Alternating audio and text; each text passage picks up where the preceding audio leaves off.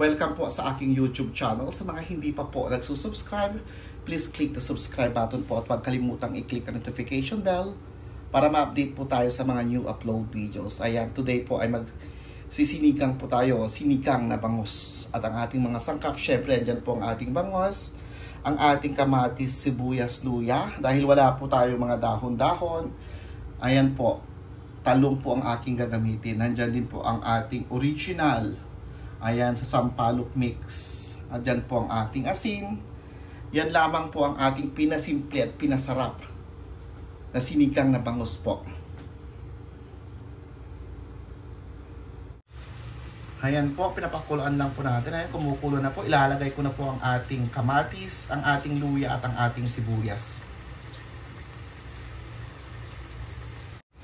At yan na po, nailagay ko na po ang ating kamatis, sibuyas at ang ating luya.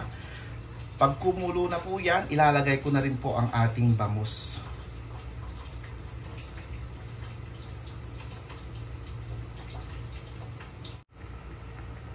At yan na po, nilagay ko na rin po ang ating bangus. Nilagyan ko na rin po siya ng asin. Ayan, lutuin lang po natin ang ating bangus at ang ating mga sibuyas at kamatis. Then ilalagay ko na po ang ating pampaasim.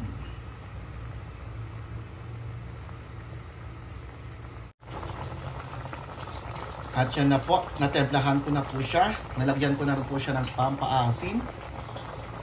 At ilalagay ko na po ang ating talong.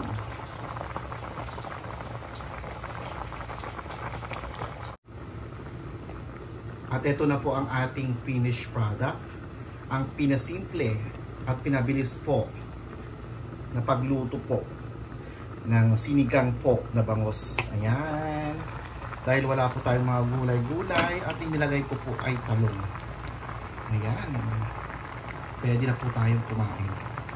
Maraming salamat po sa lahat.